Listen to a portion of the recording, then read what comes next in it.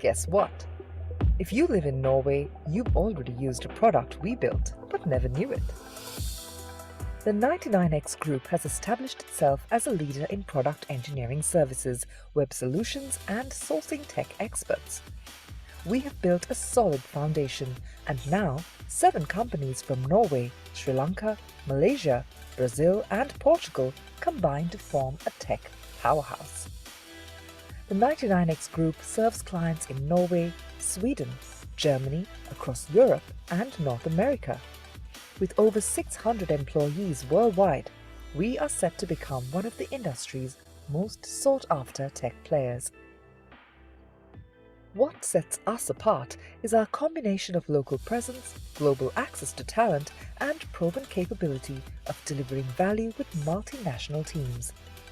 We attract the top 1% of tech talent with a passion for deep tech innovation.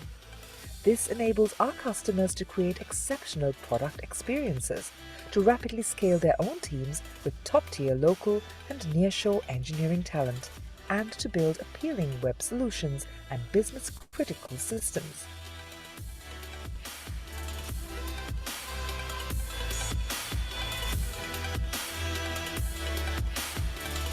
"99X. Boost your digital potential."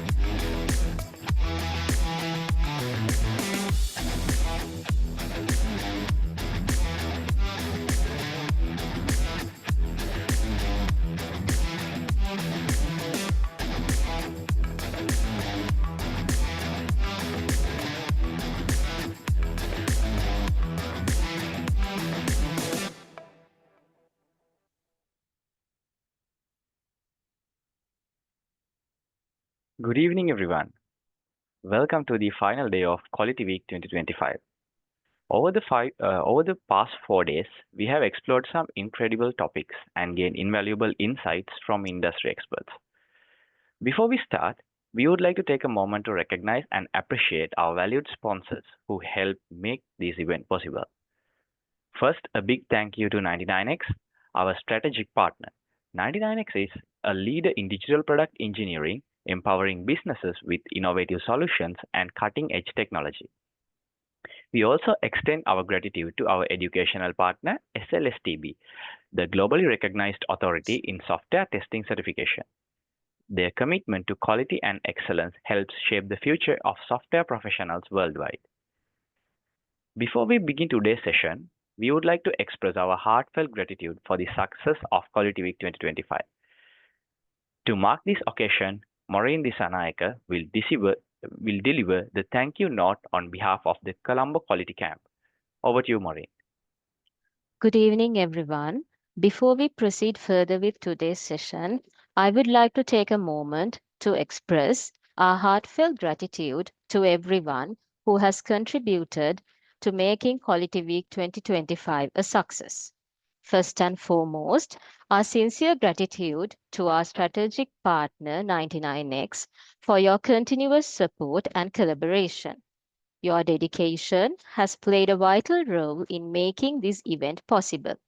A special thank to our educational partner, SLSTB, for your commitment to fostering learning and knowledge sharing in the industry. Your support has been invaluable. To our esteemed speakers, Julio D. Lima, Chatura Bashika, Janit Gunasekara, Buddhika Tilakaratna, Sanet Abekon, Dulanga Veragama, Philip Rick, Mihiri Lekamge, Alistair Godal, Dushan Bhagya, Roshali Silva, Gil Silberfeld, and Kanishka Abekon. Thank you for sharing your insights and expertise with us. We also extend our appreciation in advance to our remaining speakers, Prasadi Senaratne, Taraka Mahabage, and John Bach, for the knowledge they will be imparting in the upcoming session today. We look forward to their presentations. Then, a huge thank goes to all our attendees. Your presence, engagement, and enthusiasm truly make this event meaningful. And finally, a heartfelt appreciation to the Colombo Quality Camp Organizing Committee, whose dedication, planning, and hard work have ensured the smooth execution of this event. Your efforts behind the scene have been invaluable. With that, let's continue with today's sessions and make the most of this incredible learning experience. Thank you once again and enjoy the rest of the event. Thank you, Maureen. Today, unfortunately, we only have two sessions. The scheduled second session has been cancelled as the speaker is unable to join due to an unavoidable reason. But don't worry, the missing session will be shared with all of you as a recording along with the other session recordings. So without further ado, let's start with the first session for the day. It is my pleasure to introduce our first speaker of the day, Prasadi Senadira. Prasadi is a manager, process and compliances at 99X, specializing in privacy and compliance. She holds multiple certifications. She is a certified internal auditor, ISO 9001 Quality Management Systems, certified internal auditor, ISO 27001 Information Security Management Systems, MBA at UOC, and ISTQB, CTFL, and TTA. Areas of expertise are GDPR, Sri Lankan Personal Data Protection Regulations. So today, she will be speaking on privacy by design and default, a tester's perspective. Let's give a warm welcome to Prasadi Senadhira. Thank you, Dharana. Hope I am audible to you all. Yeah? Yeah. Right. Thank you for that lengthy introduction. Good to hear that. Right. So, let me first start with sharing my screen.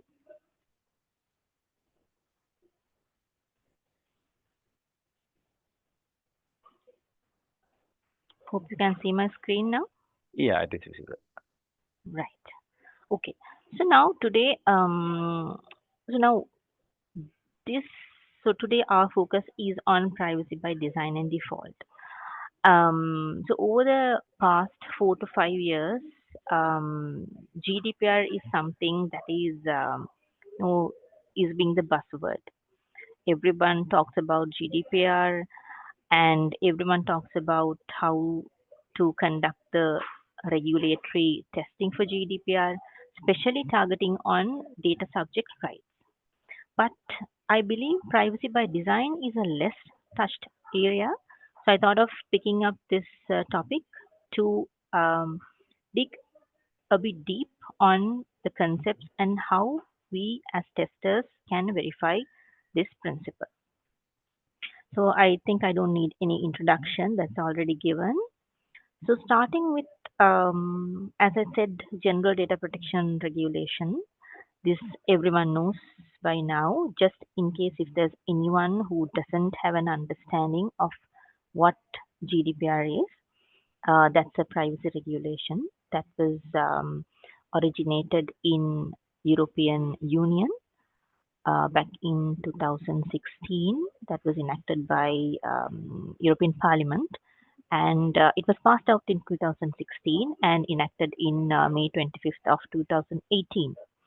So now, why this is important for us is that most of us are, working in software development companies and IT service providing companies, and if we are serving to a country which is in the EU region or EEA, we are obliged to comply to this regulation with the principles and all that is all the requirements given in the regulation.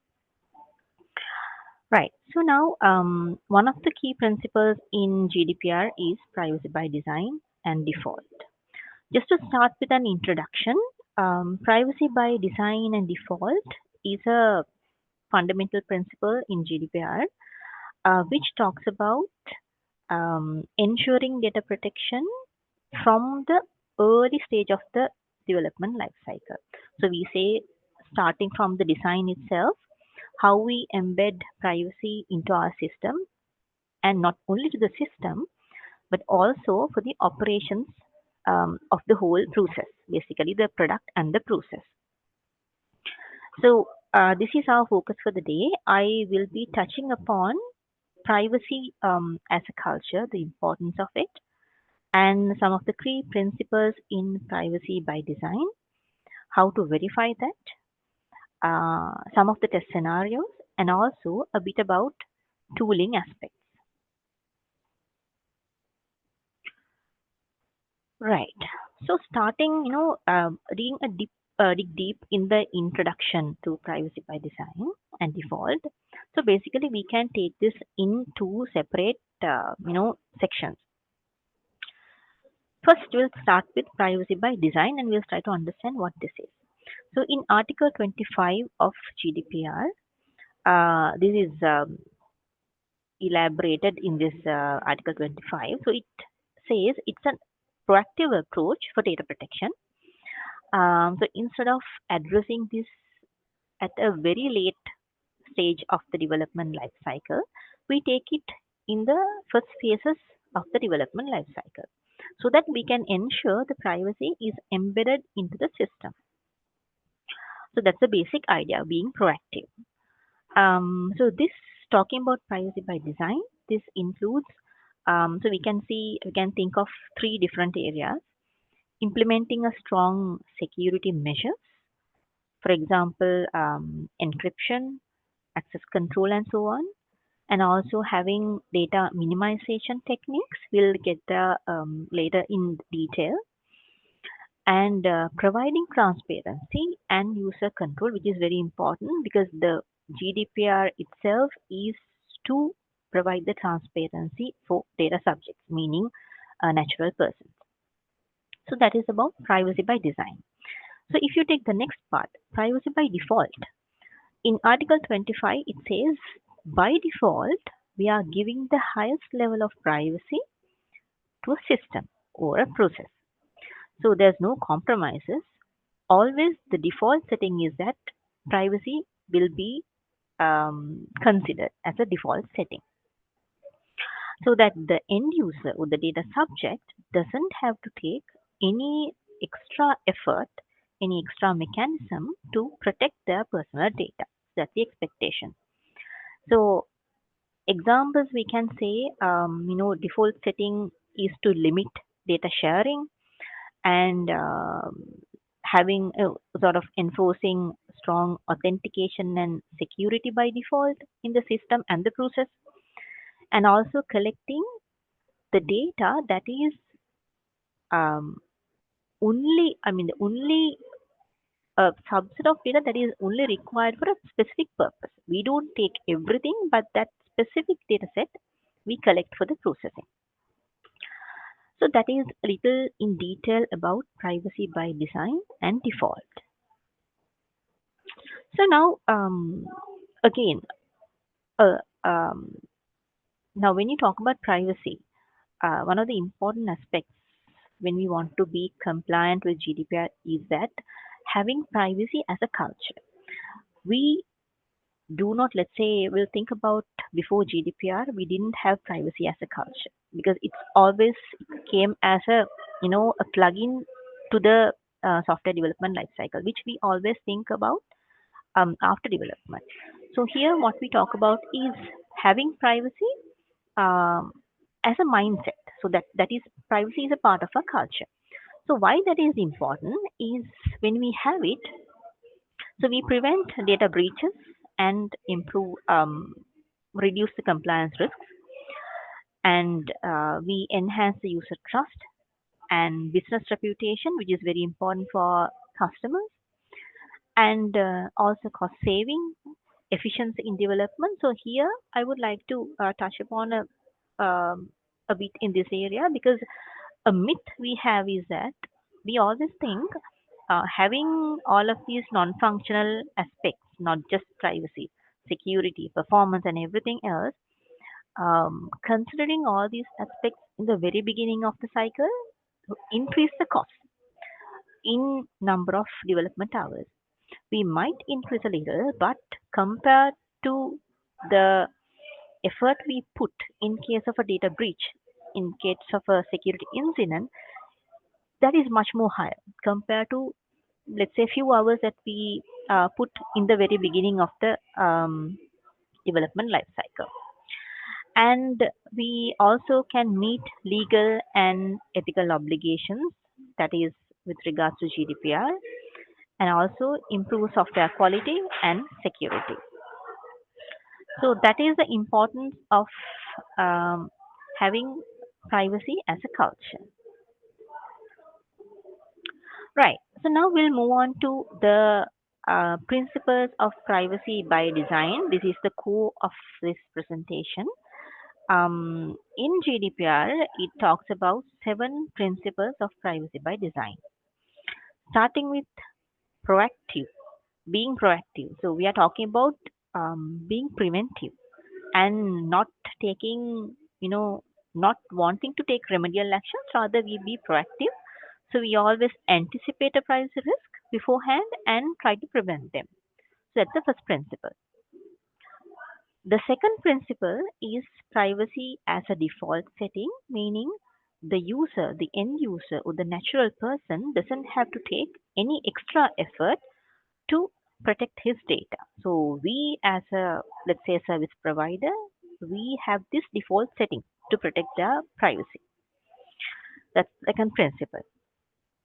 The third principle is embedded into the design, meaning from the design itself, in the system and in the processes, we consider privacy as a part of it. Meaning starting from the architecture, the processes, and also the technological aspects of the software development lifecycle. And principle number 4 is full functionality. This is having a balance between ensuring privacy and delivering functionality. So what we need to understand is that privacy comes as a default setting, and having said that, privacy should not come at the cost of a functionality or a business goal. That is the fourth principle. The fifth principle is end-to-end security, meaning personal data should be protected throughout the life cycle. So from collection to deletion of the data. Principle number 6 is visibility and transparency, meaning maintaining transparency by organization who act as processors according to GDPR and also controllers.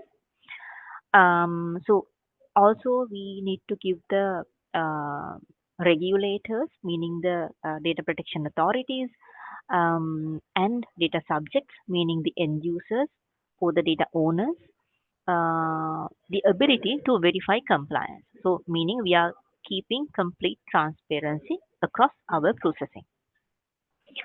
The final principle is respect for user privacy, meaning the natural person is the center of all of these actions we take. So that is a user-centric approach. We respect their rights and deliver our products accordingly. So those are the 7 principles in privacy by design according to GDPR. So now we'll take a look at a little detail about how to verify all of these principles.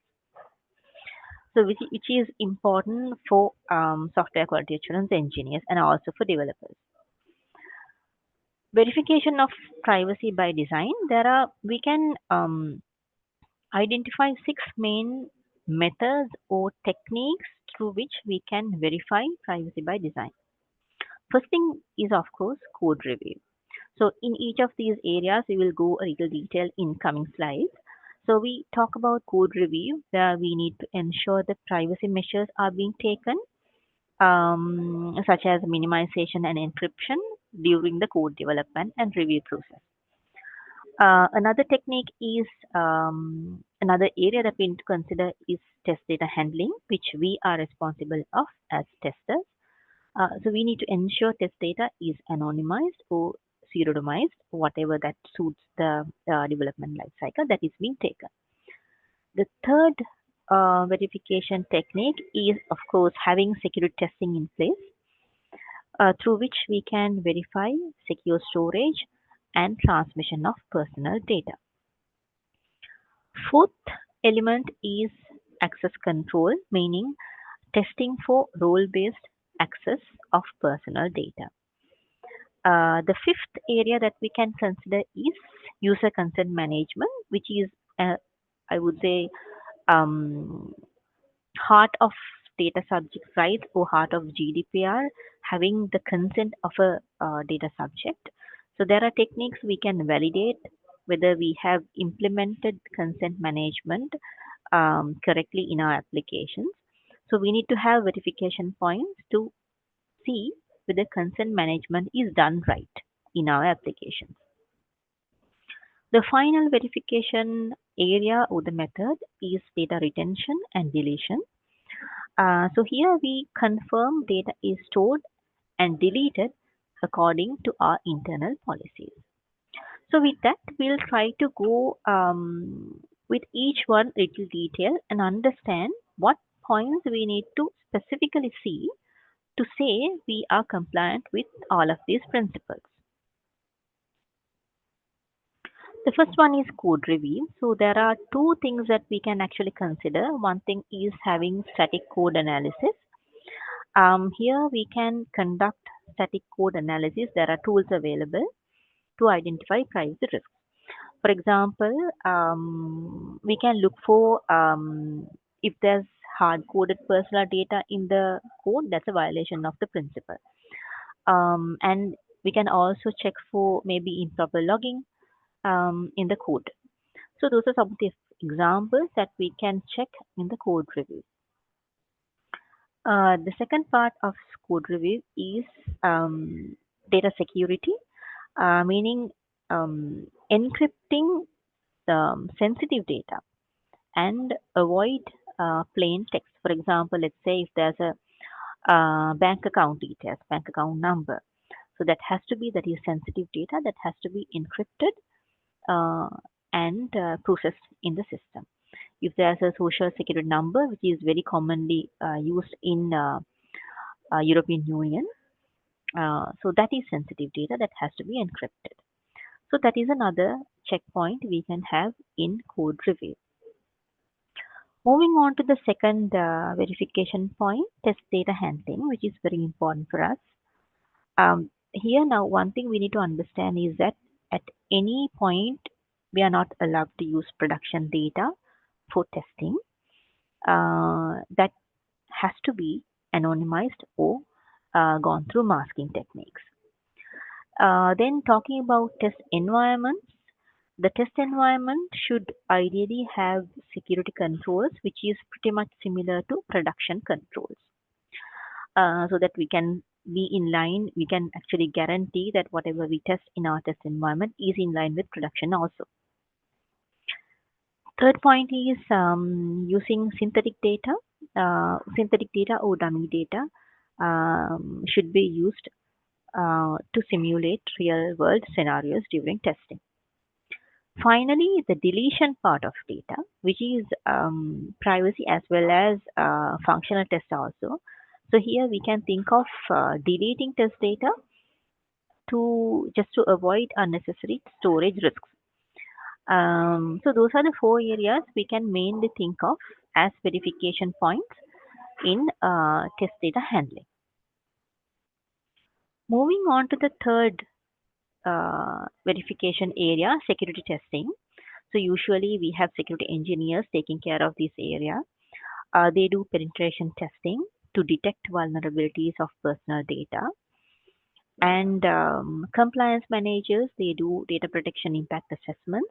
So this is a tool through which we identify privacy risks of a, let's say, if we conduct a data protection impact assessment to a high risk system, through that approach, we can identify potential data breaches, privacy risks, basically vulnerable areas where we can, think of possible data breaches. The third point is encryption. So here we need to validate encryption is correctly implemented for data in transit and rest, meaning if personal data is sent across a network, that has to be encrypted, that is meaning in transit. And if the data is saved maybe in a database, in another file, so that also has to be encrypted. So that is encryption. Finally, having correct technical measures, meaning we can validate for data masking, and if the tokenization is required, we can see whether the tokenization techniques are correctly applied, and so on. So those are the test, I would say, verification checkpoints you can see under security testing. Moving on to the fourth verification area, access control. Here we can think of three areas. First one is, of course, role-based access. The idea is that everyone shouldn't have access to everything. There has to be role-based access. And the access to data has to be limited based on the need to access. So that is why we need to have role-based access. So you can have verification points to see whether these role-based access are implemented properly so that only the required people can see the required data. Then multi-factor authentication, which is a common test scenario we are using in security testing also. And finally, the least privilege principle. This principle is to ensure user access only the data necessary for their job. Let's say if a system is processing personal data of an employee for his job application, only that function has to be considered. The correct set of test data, only the required amount of test data has to be used only for that particular purpose. So that is called least privilege principle. Moving on to the fifth area, user consent management. So here we can basically think of 4 checkpoints. One thing is to have clarity. Now, when it comes to consent, the consent is taken by the end user or the data subject, meaning the natural person. So the person who gives, let's assume that I'm in European Union, I'm a citizen there. So I give my consent to an application to process my, let's say, contact details, my name, my contact information, my address, and so on. So I should know as a end user of the system what information I provide to the system and for what purpose. What would the system do with my data? So that clarity has to be given to the end user at the very beginning, ideally when the user gets registered to the system. That's what clarity is meant to be. The next one is granular consent management. So this is so this mainly talks about having or allowing the user to opt in and opt out, meaning give consent and withdraw if required to different types of data processing. Let's say if a system has 2 or 3 types of different data processing activities, maybe to send marketing emails, maybe to send, newsletters. So those are different purposes. So the user should be able to say, I want you to process my data for this activity, but not for this activity. So he should be able to opt in and opt out. So if he gives the consent, he should be able to revert that also at a later stage. So that is called granular consent management. And the third point is withdrawal, meaning we can verify the consent. The given consent can be easily withdrawn by a data subject, and that is effective immediately after opting out. Finally, the logging mechanisms. The user consent has to be specifically recorded as logs, meaning the processor, whoever processed the personal data, should have records to say this natural person gave the consent at this point, at this time, and he updated the consent at this point, and he revoked the consent at this point. So those granular level records has to be maintained. So that is also a test scenario for all the testers. So that is about user consent management. Moving on to the sixth one, data retention and deletion. So according to GDPR, the data subject can request to delete his personal data from a system. So for this, we need to have policies. Usually any organization who process personal data, they have data retention and deletion policies. So what we need to do as testers is to ensure the systems we develop in our organization is in line with the organizational policies, or let's say the project policy or the customer policy. If one of these policies say the data has to be, let's say, a user unsubscribed from the system, and once that happens, the personal data has to be deleted from the system immediately. So that is a test scenario we need to check. So that is a policy to say that the data deletion has to be immediate. So we can have a test case to see that is done in our system. And there are different data retention and deletion requirements coming from ISO standard also, which is 27701 privacy management systems. There are also, if the organization is compliant with this standard, those test scenarios also have to be added in your test guidelines.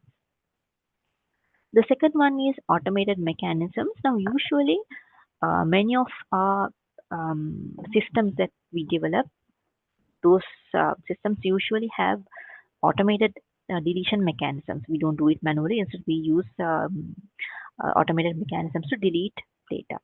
So that is another verification point to see that deletion mechanism is functioning as expected for expired data, of course. The third point is data deletion. Now, one of the common bugs that I've seen is that if a user wants to opt out of a system, and the user gets a notification saying that he is opted out, maybe he's unsubscribed. But if you go look at the database, we might have the table, the user table saying that this user is deleted, but still in one of the other tables or somewhere else, you can still find his personal data, PII. So if you take a look at the policy says with immediate effect, the data has to be deleted. So that's a defect in the system. So that is one of the possible areas you can think of when you are doing testing. And the backups.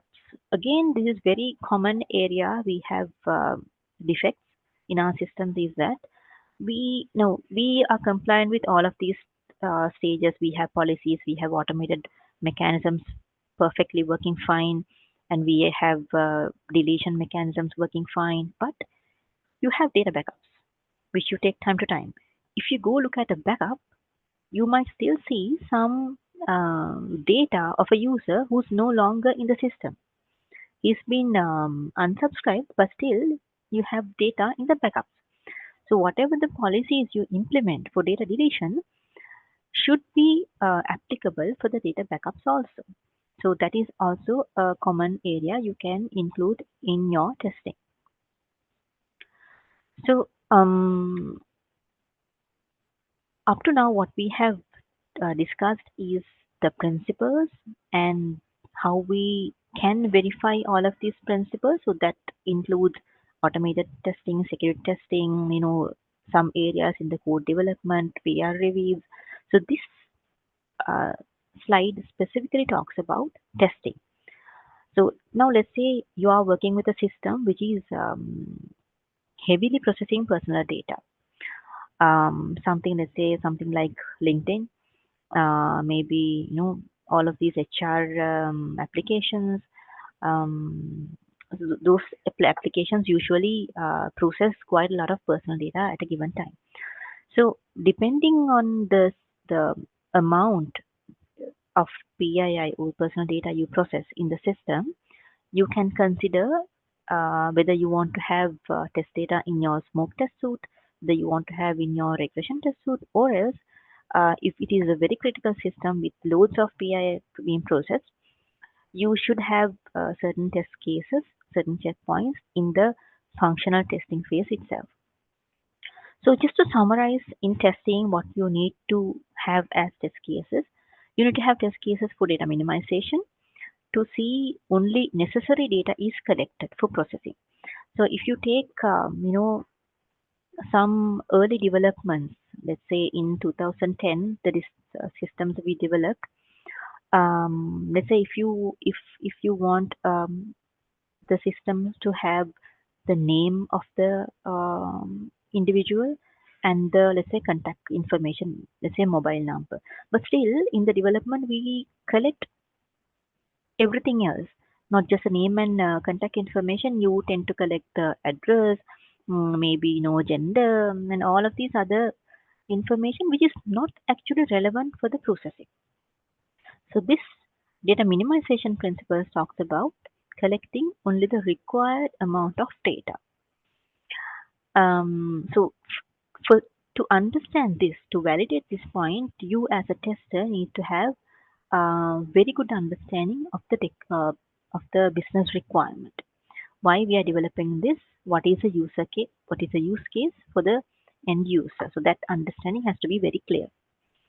Then you can also have test cases for data encryption to see whether data is encrypted when the personal data is transmitted over the network, as well as when it is saved in databases, files, and all the other locations. So those verification test cases you can have in your test suites.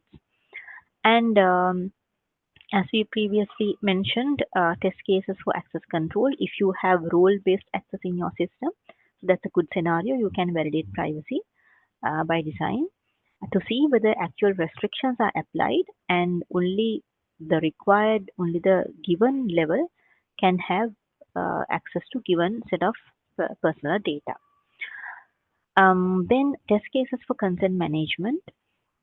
Usually in consent management verification, you need to have test cases to see whether we can collect consent, and the consent is very clear, atomic, not is unambiguous, and at a later point whether the end user can update the consent, and meaning maybe he can give the consent or opt out. So that are also test cases you can use for consent management. Then you can also have test cases for data portability, meaning if a user wants to transfer his data from one system to another, there has to be mechanisms given by the processor, meaning given by the system itself. So sample cases can be like direct downloads. Now some systems give the opportunity for the data subjects to download it as a copy, and some gives API access, secure files exchange, maybe cloud to cloud migration in when it comes to transfer to another system. So those are also very test cases. And test cases for deletion, especially we need to check the automated deletion process, whether it is actually deletes the data, the flagging mechanisms, the backups, and so on. So all of these are potential test cases for your test suites. So finally, a bit about tools. So now, as I said, usually our security engineers, they use all of these, different kinds of tools which are actually built for security as well as for privacy validations also. So there are basically three kinds of tools we can think of. Static code analysis tools. Examples we can take, we usually use SonarQube, Fortify, Snyk, Deep Source, and all of these. Usually, developers use all of these static code analysis tools. And there are data masking tools specifically designed to capture PII and encrypt or mask data at that point.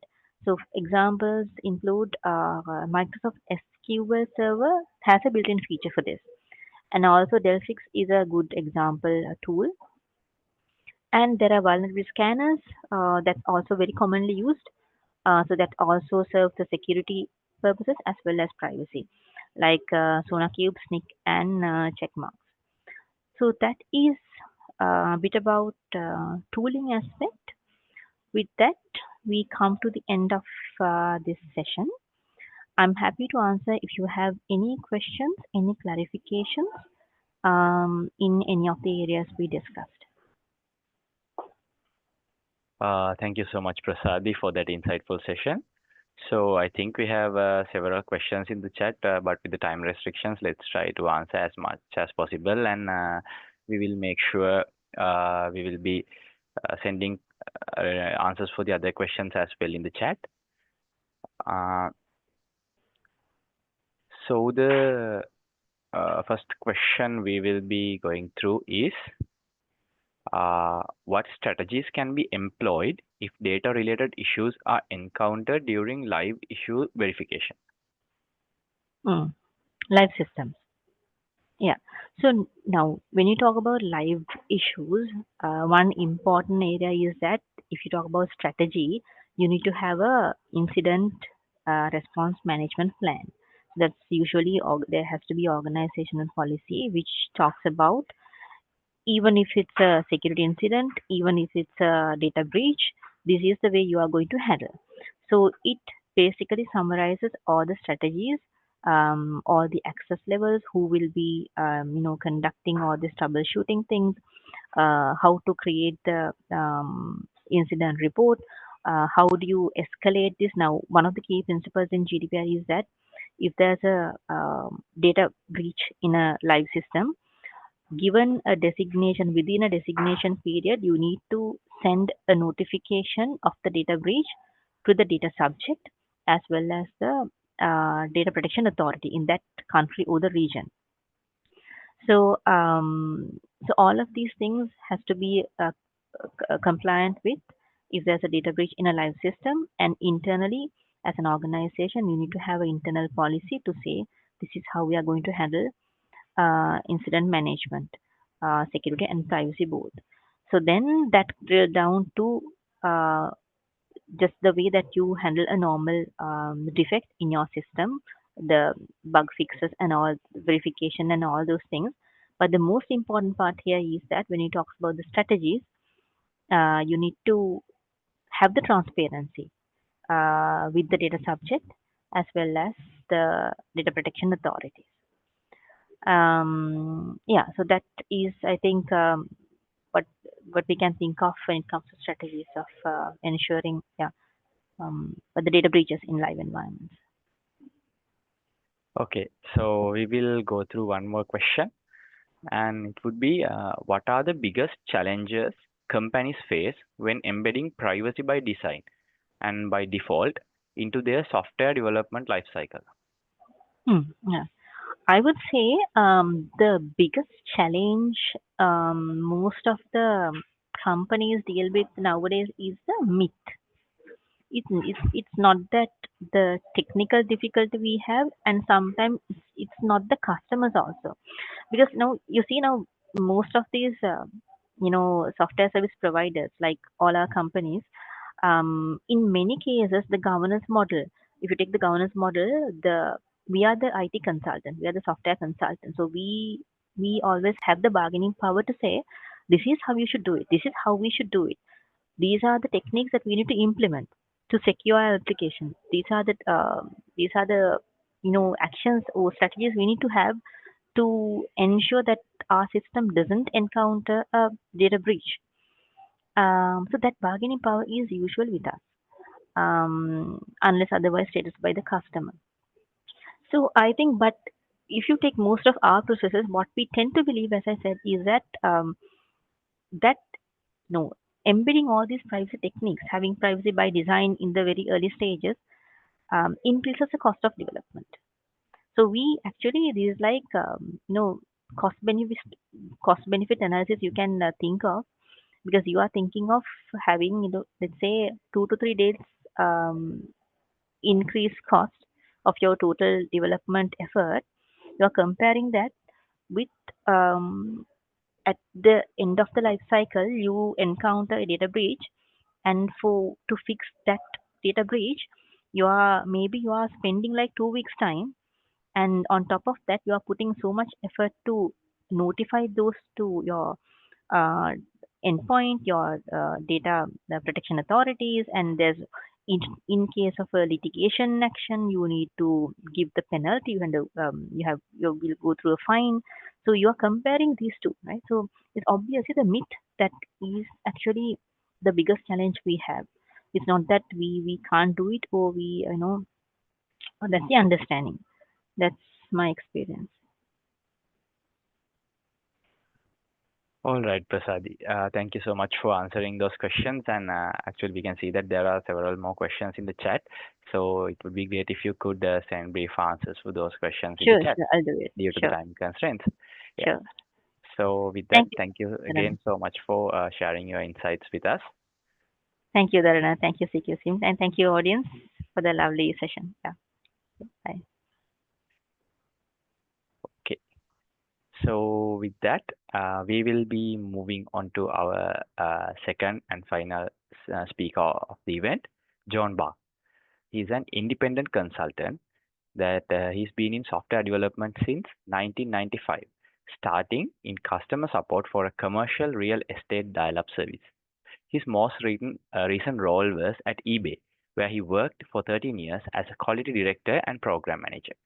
He was a full-time employee at Microsoft during Y2K, and he has served on contracts at HP, Adobe, AT&T, WebMD, Getty Images, Alaska Airlines, McGraw-Hill, and more. He loves trying to turn rhetoric and philosophy about software development into action, and frequently posts LinkedIn about these in context of software quality and program management. Today he will be presenting on shifting out, a crucial dimension to shifting left and right. Let's give a warm welcome to John. Thank you, Dharana. That was a great intro. Thank you. And also thank you to Maureen for her patience and organizing all of the speakers like me. It's an honor to go last. And I know I'm between you and the weekend, so I will try to do my best to have a really good talk. Let me share my screen and share, and then you can tell me if that's showing up. Yeah, we can see the screen. Okay, great. All right. Well, good afternoon, everybody. It is 4:20 in the morning, my time, and I'm glad to finally return the favor that most of you do for companies, at least in the United States, is you stay up late so we can have a normal day. So I thought I'd get up early and join your day and accommodate this conference.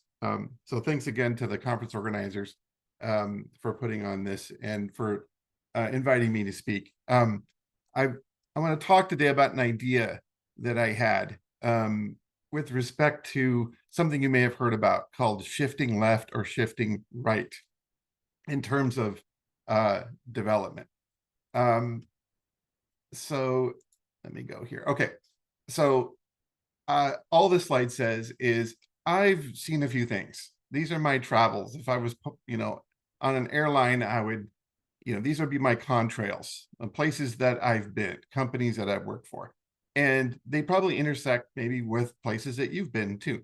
And I think that's a a good way to start with a perspective of, because it's what this talk is about, is perspective, is giving you a perspective as testers.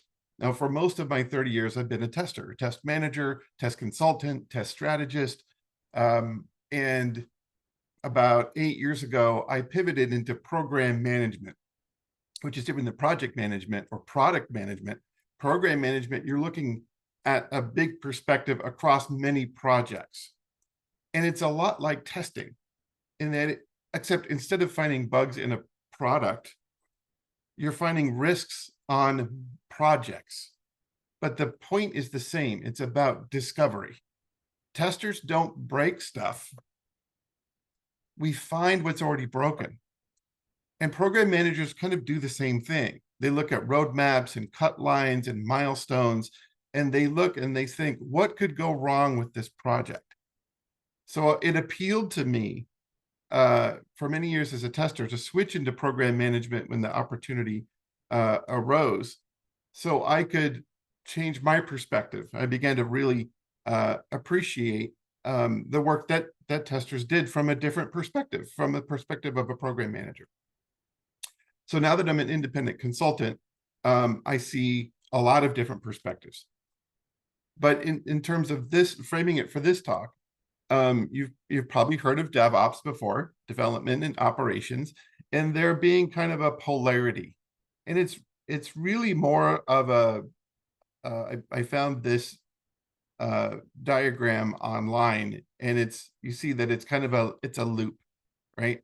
But the point is that on the left side of this diagram, on more the development side, that's where design happens, right? You're coding and building, and you may do unit tests. I don't like that test is only on the left side. Test is always happening. But the notion is the closer you can get to the time where you're developing, the supposition being the better. I'm about to talk about why that's not necessarily true. But on the op side, it's known as shifting right, on the right side, toward notions of after you've deployed, what are you monitoring? Or how are you deploying? How are you monitoring? And what are customers seeing? How are things operating?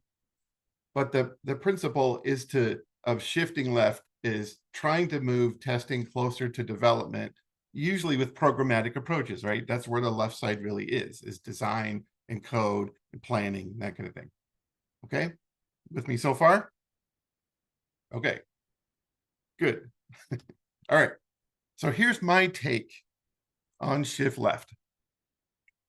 So on the left, it's about two things: causes, why things happen, and ideation is where does the idea for products and solutions and services come from, right? And where do they start?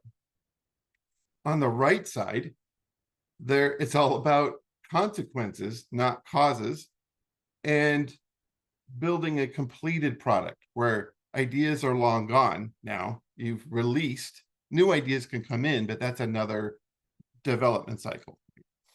So I like this polarity between causes and consequences and ideas, and when you're building something, and then the completed product, the notion that you've done something. What do we have here? And that's time, right? As we go from left to right, it's all about time. Time is happening. And the idea of this notion of shifting left is you want to push decisions closer to the ideas. But that's not always easy. It's not, because you may need to know more information before you can decide something. You have an idea, and a tester may come in and say, well, what if X, Y, Z, and they come up with ideas. And sometimes a developer will say, I'm not ready for you yet, tester. Let me make this thing more stable and practice my own idea of what this thing is supposed to be. But the point of shifting left is trying to get decisions sooner, because there times when it is more economical to decide. If you decide to change your whole user interface 6 months after you start and after you've done testing, that can be an expensive change.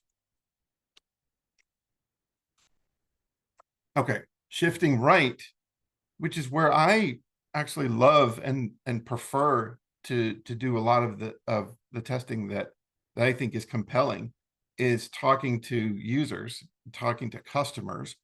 That's all about delaying the decision.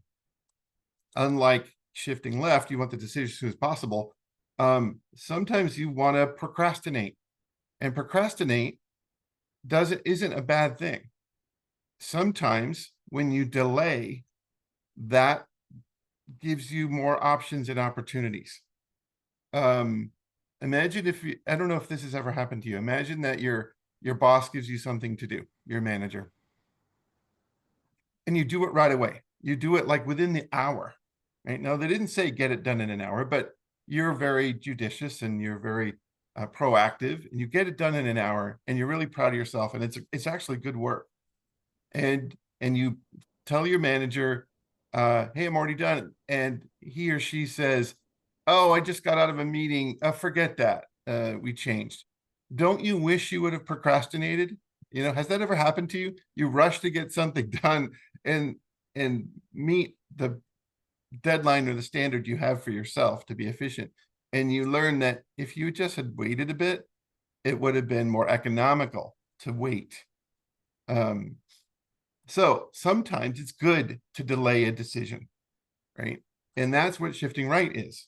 Sometimes it's good to have a finished product or as close to your notion of done before you get feedback on it, right? You allow the customer in too early, and it may complicate things. It doesn't always, but on this slide, I'm saying sometimes it's good to delay. All right. So time and decisions, shifting left and right. So let me give you an example.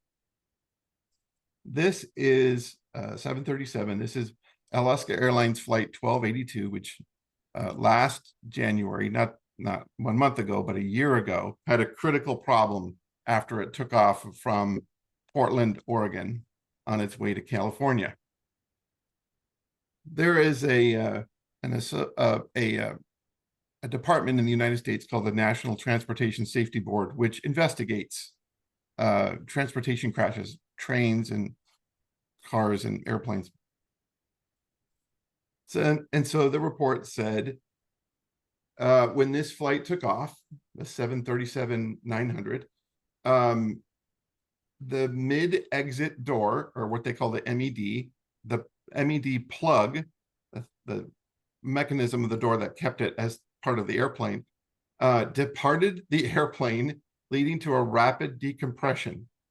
The airplane landed safely back on runway 28 left at PDX, which is Portland, Oregon, without further incident. All occupants, 2 crew members, 171 passengers, deplaned at the gate, et cetera, et cetera. Okay, so the NTSB makes a report. Having a left focus, so shifting left, means having a relationship to the assembly line. In this case, how was that door and door plug manufactured? Maybe they were under time pressure. Maybe no one felt safe speaking up if there was a problem. That's called psychological safety. If you feel safe reporting a problem. Did they have information to do the right thing in the assembly, the proper instructions and that kind of thing? So having a left focus is knowing there's a problem and being able to solve it, but also wanting to solve it. On the right side, if we were to shift right, what kinds of signs and symptoms of other problems in the field? For example, whenever an incident happens like this, what the NTSB does is they look at other 737s, right? You think that it would be very prudent to do that. How systemic of a problem is this thing, right? So that's looking out in the field. It's also looking at maintenance log, and maybe in the cockpit, controller light had illuminated on 3 previous flights. That's looking for patterns in production. That's why I tend to like the more of the right focus in terms of time, is getting as much information as you can to have a better investigation of what's going on. Okay, so shifting left, shifting right, right? Okay, then the DevOps model of shifting left or shifting right has been around for a long time. And when I shifted from a tester to a program manager, I noticed in my work as a program manager that I was thinking sometimes of shifting left and trying to figure out how can we know as soon as possible when there's a problem? And when is it more prudent to wait until there's a problem? And I realized there's a couple other perspectives. There's shifting out and shifting in. And I know the title of this talk is shifting out, but I'm going to give you a bonus topic, which is shifting in. So sometimes you want to use a microscope, and sometimes you want to use a telescope. Again, this is about perspective. So for the NTSB investigator, it's, well, what should I investigate to make a really good comprehensive report? Maybe there are politics or legal implications. Maybe there are different forces that are guiding the report, like public safety and public relations with different kinds of airlines, or any kinds of systemic manufacturing problems that haven't been revealed yet. And so the NTSB investigator also has to think, well, relevance, what should go into my report and what's not relevant to my report? All of this means you need a particular lens through which to frame your perspective so you can collect and report interesting and pertinent data to your stakeholders. So shifting out the telescope. Here's the report. So one way to shift out is to talk about like policy and how policy is about behavior, right? We have like, if your company, they say, we have a policy for this. They're basically saying, here's the behavior we want to see from you. And in some cases, here's why we have this policy. So you can go toward a strategic perspective with a given incident, or toward a big picture like timelines and system components. Again, that's what I often do as a program manager, is I shift out to see bigger pictures. Remember, program management is different than product management and project management, that it's multiple products and multiple projects. Like in eBay, it's a global company. There's a lot of different feature teams. There's shipping and selling and buying and search and payments and checkout, and they all have to work together.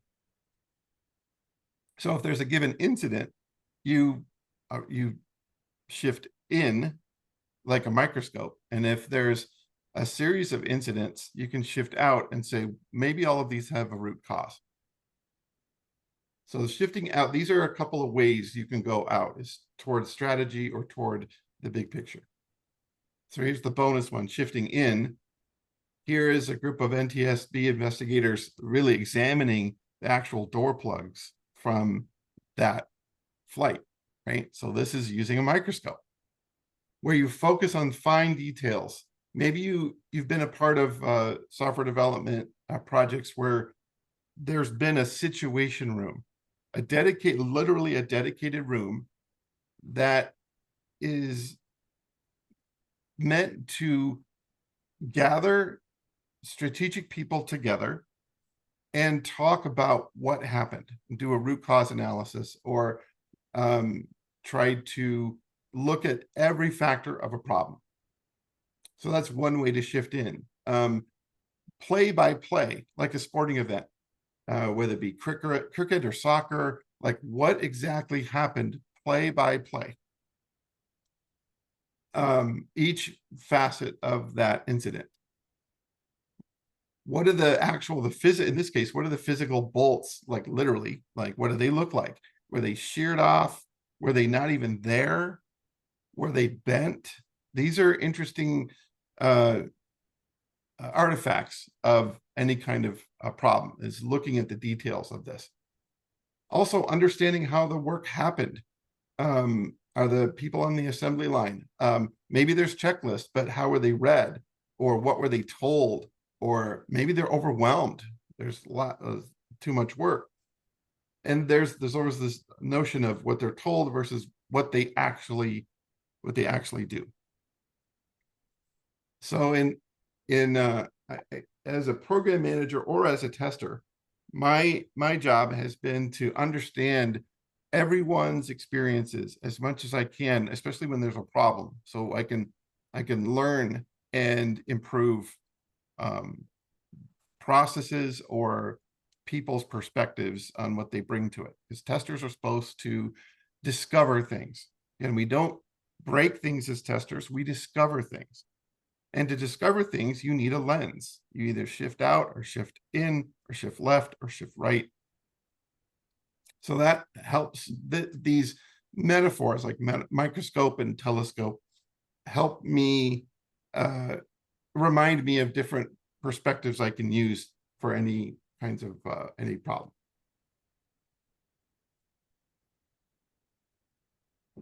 Okay, I did a case study, which is an official word. I really, what I did is I talked to my brother James, who is a toolsmith. He's one of the best testing thinkers, I think, in the world. I wish I could say that and not sound biased because I'm his brother, but I have gotten so much useful information and techniques and ideas from him. He built a test tool that captured all kinds of traffic and events on a website, so he can look at it in aggregate and find interesting ways things can go wrong. Super cool tool, coverage tool to help him do coverage. And I know that he found problems with it. I helped him test it. He's the developer, I was the tester. Of course, he's a great tester too, but in this case, he was wearing his developer hat. So I asked him, well, you know, as I interviewed him on what kind of problems there were, I identified where they would be on the left-right spectrum. If left is about ideas and tooling and unit testing, and the right is about, you know, end-to-end testing and even post-release after he's released it to the public or his friends, whoever uses it. Where did he find some problems? Okay, so he said, well, I didn't know how to make an extension because it's a browser app at first. Okay, so that's at the idea level. Okay, so that took time to figure out. A pop-up that he created wouldn't talk to a container script. So he found that during flow testing, we're close to end-to-end, putting things together, integration. He wrote something called a click listener. So it logs what you click on. It wouldn't load. Okay, also found in end-to-end testing. He couldn't access the current tab from the pop-up. Okay, again, found here. It worked on a simple site, a simple website to track the data he was wanting to track, but not on a complex site like eBay. eBay is a complex site. It didn't work as well on eBay as compared to other sites. So that was in post-release. This is when he gave it to me. I'm like, well, let's try it. He said he needed to track data attributes. He didn't realize that was more complicated. Had to remove app mapping. Again, that's over here on this side, on the consequences side. He didn't have a sense of how much memory used, and the recordings for different users of the browser context were mixed. And he also realized that every site got recorded, and that was probably not ideal. Like there was probably a chance for him, an opportunity to like turn stuff off when you switch context. Like if you're testing one browser and you want all that stuff recorded and you switch to another, it would record that as well. So in this case study, you see that there's a lot of things that are found on the right side, like the shifting right. And again, this is why I prefer on the to find issues on the right side when things are built and integrated. but there's opportunities for each one of these 10 to figure out, could he have found it earlier? Could he have, well, now that he knows, like, I mean, no one is prescient and psychic to know exactly what's going to happen. So you have to learn from production in many cases, but there are the way I frame this slide is, what are the lessons learned to take in the future for the next iteration that cause a better release next time? And are there opportunities to be aware of as the focus turns to the ideation and the causes and the beginnings of development? All right, I want to talk more about what does it mean to shift from being a tester or a test manager or a test thinker to a program manager. I'm really honored again to be invited to this conference, which is about quality and testing.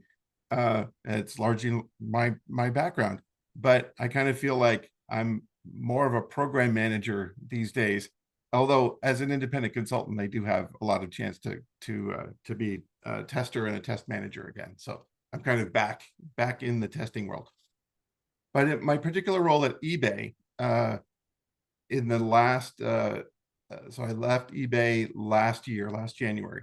And my last role was on the survey team. So the customer survey, there's a team at eBay that makes links like this. Like if you go to eBay and you go to, there's a feature called My eBay. There's a little link up here called Tell Us What You Think. It's for customers.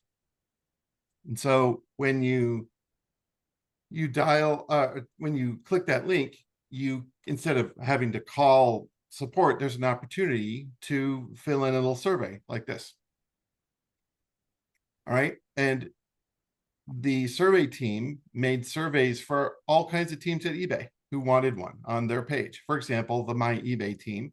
If you click, you go to the My eBay, and My eBay is the feature where it has your account information and your purchases and, you know, different kinds of your watch list of your favorite items.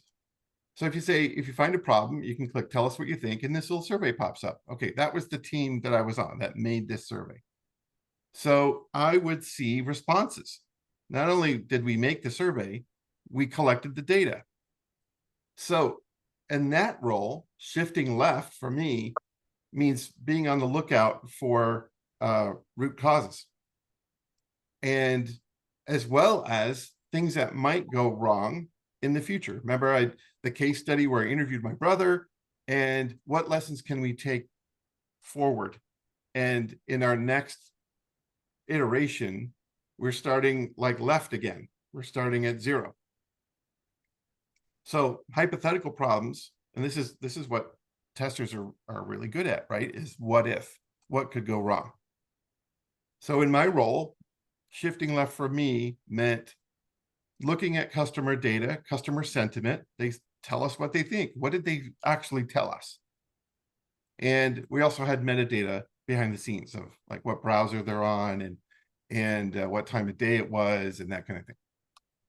Shifting right in this role for me means learning from reality as problems occur, and in many cases near real time. If you were to fill in the survey and click send, it'd be like 30 seconds later we'd see the submission.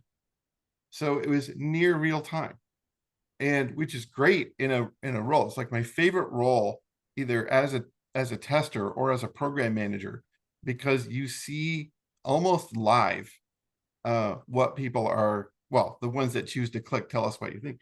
You see what they're experiencing, or you read about it, right? There wasn't any recorded, videos or anything, but we had metrics that we could look at. So that's shifting left and right. So shifting in is trying to get really specific about details, just like with the flight 1282 door. like those bolts, right? Is there an opportunity to understand what a customer specifically experienced, and are there specific details like the browser they were on or the time of day it was? So that's shifting in, is getting really acquainted with details and sharing that with the team. Now, every team that wanted us to build a survey and make it live, it was their responsibility to look at the data, right, and see what their customers were saying. But I could see it as well. And I would often look and read sentiment, because some of the sentiment and the comments that customers reported had to do with other stuff. Like if you click on the My eBay, tell us what you think, and you tell the customer puts in their comment, maybe they are taking this opportunity to tell us about something completely different. And if you're on the My eBay team, you would be like, oh, that's not about us. And you may ignore that. But since I was a program manager on the survey team, I could make sure that that sentiment got to the right place. So that's part of shifting in and getting the details. And the shifting out is getting outside of the dev process and looking at the big picture, the solution landscape. Is there a pattern of maybe the last 10 minutes of people clicking and telling us what they think? Is there a new bug we didn't catch? And is that unrelated to anything that's happening on My eBay? They may say, well, this page is really slow, right? And so that's getting out and seeing how many reports we're getting like that. So it's like having a joystick. This is an old school joystick, as you can tell, but it's changing your perspective to get as much detail as possible that's relevant to any kind of stakeholders you may be working with. So here's the closing part of this talk is in shifting left and shifting right and shifting in and shifting out and getting these perspectives, I realized I had a powerful idea, and I'd like your opinion about it. There's engineering, and there's business, and there's customers. And between engineering and business, they have to talk about trade-offs, right? Because maybe business wants all these things, and engineering says, we can do anything you want, but we only have like 4 people, and we only have 2 sprints, right? So you're not going to get everything you want, right? And they may say, do you want more people? Do you want more time? And of course they'll say, yes, great. Or maybe they want to stay a small team. I don't know. But they have to talk about what each of them wants and what are the trade-offs in getting what they want. Between business and customers, they're both about needs. Customer needs things, the business needs things. All right. And what's the balance of what the customer says they need and the business appetite to give them what they need? Because maybe it's too expensive to give them what they need. Maybe it's not our business. It's not what we do, right? On the other hand, if a customer says, I really need this, and enough customers say it, the business may change its mind and say, this is worth doing. This is return on investment. And lastly, between engineering and support, or engineering and customers, there's support, right? And engineers support customers, and customers support engineers in a way by saying, here's where your stuff is broken, right? In that way, gives them information. And what's in the middle? So I think this idea, I'm calling it customer advocacy and response engineering, which has a nice little acronym, CARE, because you should care. We all care about things. And this lens, this Venn diagram helps me put myself in a perspective of what should I care about and what could I care about right now? What can we learn from customers and what are we doing about it?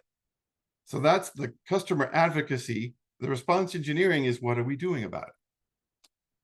So what happens to customer bug reports, for example? Do they get filed to one team But what if that may be true, but what if they're owned by many teams? What if the problem really needs like 3 teams for 3 months to really fix it correctly? Maybe it's a bug in the order management system. It's a layer underneath the features of the interface. What are customers telling you in surveys that they take? Are there systemic opportunities, maybe a redesign? And if so, who manages the effort? So a program manager like me would step in kind of with a tester lens as well to say, there's an opportunity here. There's really some friction in this particular flow. And it's not just the responsibility of one team. Maybe it needs many teams. And lastly, what signals are you getting from the field? On the shift right side, it's monitoring and alerting, right? And so the infrastructure team, or the guys in the ops center, can work with development to build certain monitors for behavior that they want to see, like using a product like Qualtrics or Firebase, and get some really interesting analytical data. So that's an opportunity about certain tools that can be built to understand and process those signals. All right. That's it. That's my talk. This talk is about perspective. There's DevOps left and right. They're shifting in like a microscope to see the mechanics of a problem. They're shifting out to get the bigger landscape of the problem.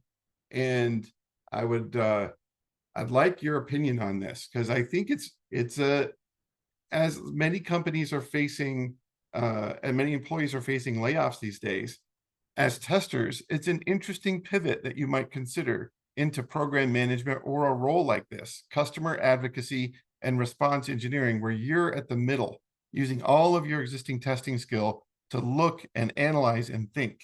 So this talk is for program managers as much as it is for testers, because the mindset is very similar. All right. That being said, I'd like to open the floor to questions, and I want to thank the staff like Dharana and Maureen and Delani for inviting me to speak and giving me an opportunity to talk to you about these ideas and get your feedback. Thank you so much, John, for that insightful session. So we already have several questions for you in the chat.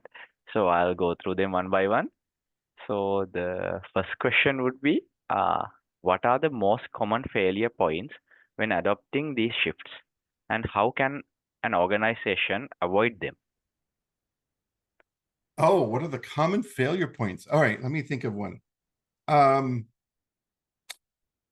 There's something called tunnel vision, where you're only looking through the microscope. And that could be a good thing, but you have to remember that there is a way to change your lens. That's why I wanted to talk about all 4 perspectives. I could have done a talk on DevOps, on shifting left or shifting right. And the real epiphany for this talk came from when I realized as a program manager, I was shifting out more than I was shifting left or right. But I was shifting left or shifting right in terms of my perspective. And then in certain incidents would happen, I would shift in. So a common trap is to be focused only on one thing, where actually you can use all 4. You may have to take like a mental break after you've been using a microscope for a while. You just may want to just take a look around the room, like literally, and just kind of get centered, get your bearing again. So that's one problem is tunnel vision. In fighter pilots, there's a thing called target fixation that's led to crashes, where you're so fixated on the target that you're supposed to destroy that you forget to fly the airplane. Like you fly your airplane right into the target. Not so much these days with laser guided weapons and that kind of thing, but it is a thing. It's like you get locked in and so obsessed and focused. Obsession could be a great thing and really help you focus, or it could be dangerous. So that's one thing. Okay, so the next question would be, how can QA teams ensure they remain collaborative and adaptable as DevOps evolves?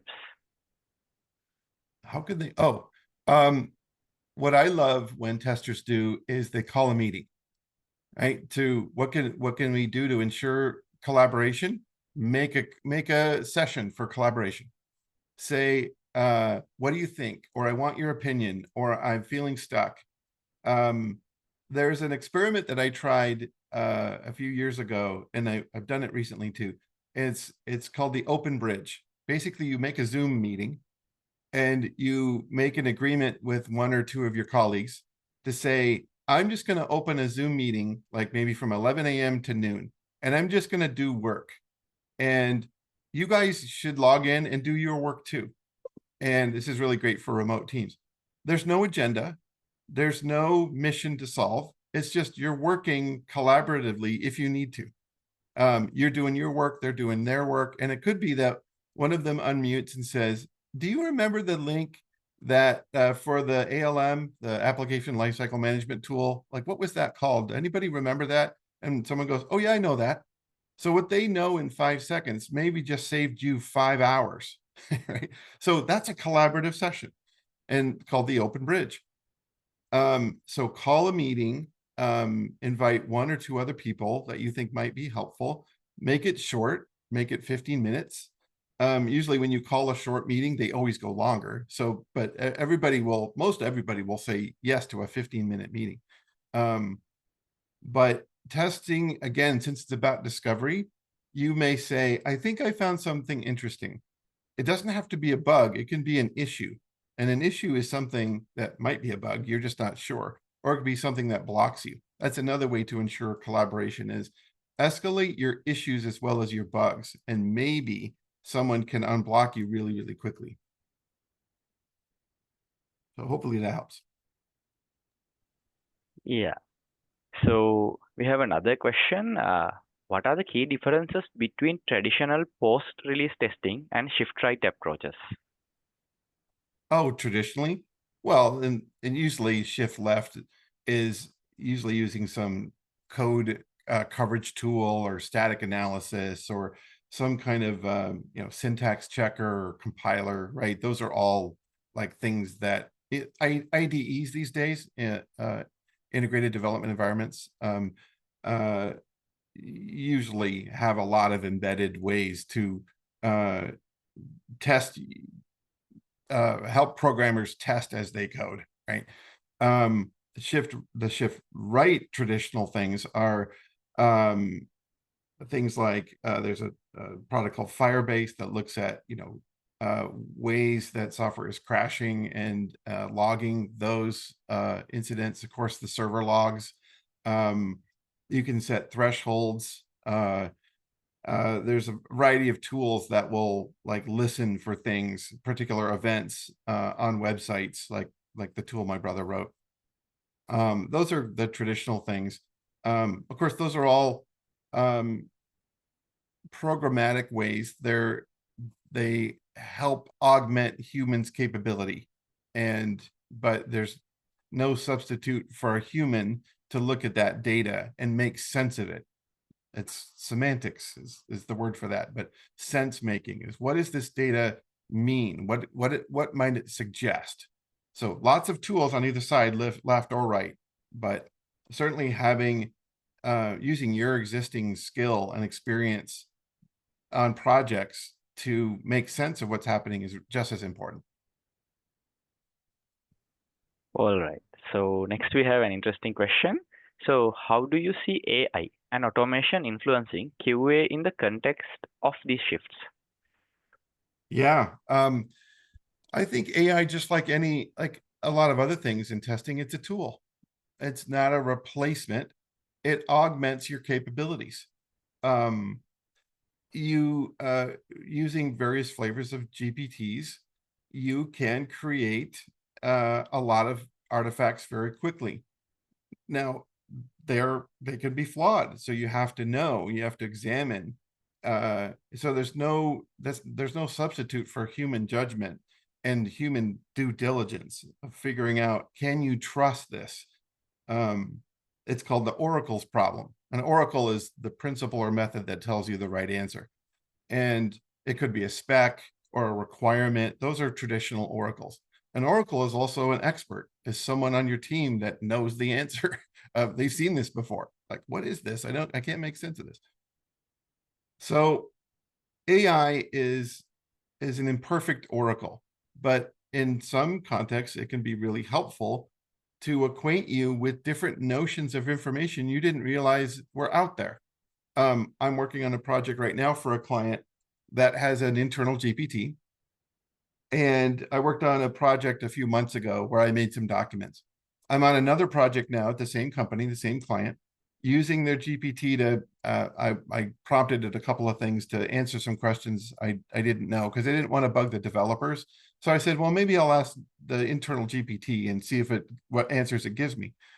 And it gave me some helpful answers. And I noticed that in its return set, its result, its retrieval augmented generation or RAG, it was giving me a couple of documents I had written back to me 3 months ago that I had forgotten about. Like, not completely, but I didn't, anytime you do something 3 months ago, you don't have perfect memory of it. But it rightly added that to its recall set and excerpted a couple of things from my own report that were germane to the thing I was learning. It was related to it. And I'm like, oh, that's right. Oh, I didn't know this was related. And I did some checking, brought up my own document from 3 months ago, and I found some parallels. That was really helpful. I love that kind of use of AI. What I don't like is reckless acceptance of whatever AI gives you. You still, like anything, like NFTs or Bitcoin or the cloud. Remember when the cloud was a new thing, right? It needs humans to interject and see that it can be trusted, and so it has to be tested, right? A lot of benefits of because we're in knowledge work as testers and program managers and software developers. It's knowledge work, and knowledge can be found all kinds of places.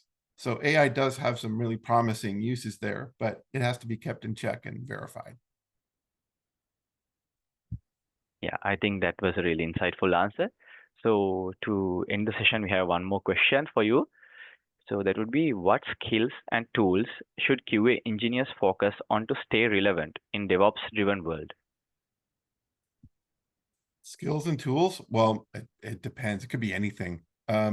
Certainly knowing a little bit more about these days about GPTs and RAG notions of how companies are deciding and have decided to incorporate these paradigms of artificial intelligence.